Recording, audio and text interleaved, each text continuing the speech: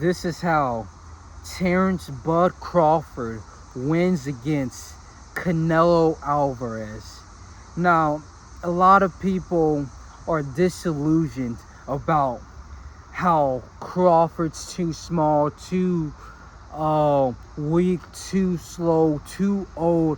All of these things that Crawford isn't.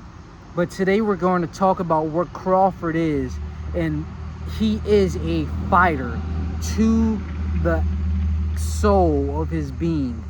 Everything about him is to brawl, fight, destroy, conquer, murder. He's just out there to absolutely go to war with whoever and whenever. He's the modern day Marvin Hagler. And a key to Crawford's victory that a lot of people are just choosing not to, like, they're not just, I guess they're just so, like, because it's like fan bases against fan bases. These people have large fan bases. You have a huge fan base in Canelo Alvarez and a huge fan base in Terence Bud Crawford.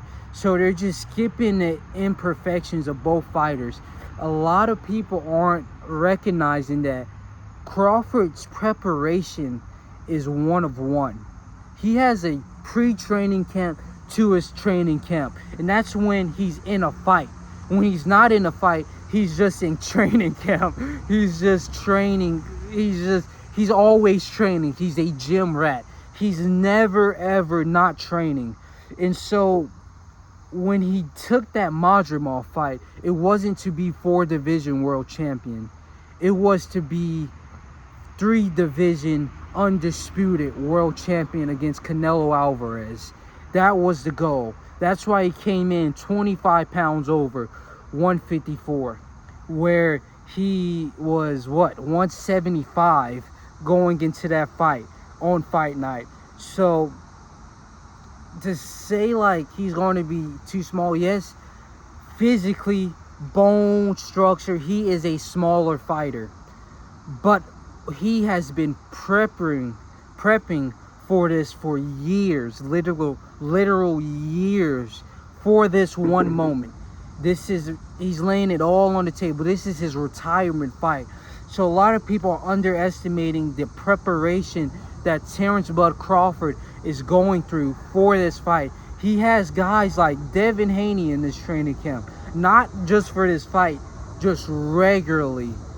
Devin Haney, Shakur Stevenson, the most defensively sound fighter in the world right now, alongside Dimitri Bivol. He has a lot of other killers in his training camp. Bud Crawford and Bo Mack are one of the best fighters and coaches in boxing right now. So their preparation for this fight is going to be like no other. And secondly, I wanted to speak on Terence Bud Crawford intelligence. His ring IQ is insane. The way he can set up a fighter for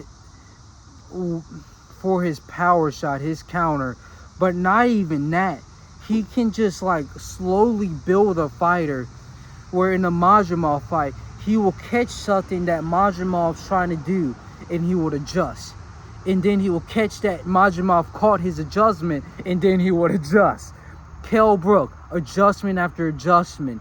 Sean Porter, most definitely. All you saw in that fight, adjustment.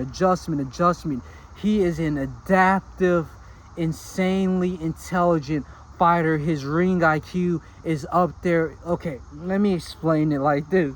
Shakur Stevenson is the most defensively sound boxer, one of the best IQ in the world. Crawford taught him that. Not all, but Crawford taught him that. So if that gives you an understanding of the intelligence, of the magnitude of ring IQ that this man has, you should understand that he could simply, he understands, because a lot of people are saying because he can't knock out Canelo, he's not going to win. He even says it himself. I'm not going to go out there and knock out Terence Bud Crawford. But I'm not finna get my ass knocked out. I'm not finna get my head knocked all around the ring. I'm gonna go upside his head. And what I noticed that he could easily do in this fight is just outbox Canelo. Now, obviously, his resume isn't on the scale of Canelo Alvarez, but they both have insanely intelligent boxing IQ. Okay, that's how you put it. Insanely intelligent boxing IQ. So Crawford could easily go in with the mindset of, I just have to survive 12 rounds and not survive it in the ring, not survive it in the way that William Skov did, where he's just running around the ring trying to avoid any sort of contact from Canelo Alvarez, but in the way that who did it perfectly, where I guess more of a Lara perspective, where he's using a lot of movement, moving around, using the ring completely, and not necessarily allowing Canelo to hit him with anything, because he's breaking the distance and creating the range and then jumping back in range. And then when Canelo wants to get his shit off, he just jumps out of range and doesn't allow any engagement unless Lara's the one causing it. And if you looked at that William Skov fight, Canelo isn't as motivated as a lot of people try to paint. He could have cut off the ring.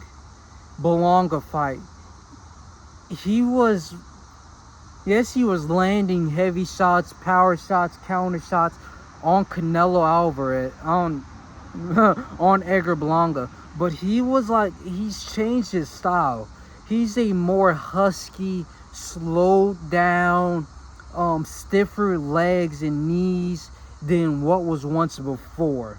So to put it in perspective, I believe that Canelo's going to go in the ring very slow, very stagnant, and he's just going to let the smaller man, weaker man come to him, and the lesser man, in the sense that you're in my division, I am undisputed, I am the pound for pound king, and you're trying to take my glory, my shine, my light, instead of trying to go after Crawford and possibly walk into a shot that he didn't necessarily intend to walk into, like he did all 12 rounds in the William Skov fight, where he's not going to just try to walk into William Skov's jab. No, you're going to come to me. I'm the one getting paid $80 million to be here. You're not. Come to me. I am the king. Come over here. And that's probably going to lead to Crawford being able to control the distance, the range, the engagement, and just having to be very careful over the power shots and counter shots that Canelo Alvarez throws. So those are like the little keys to victory for Terence Bud Crawford, and he could honestly win all 12 rounds if he doesn't get hit with those power shots over and over and over. If he doesn't get hit. So we'll see.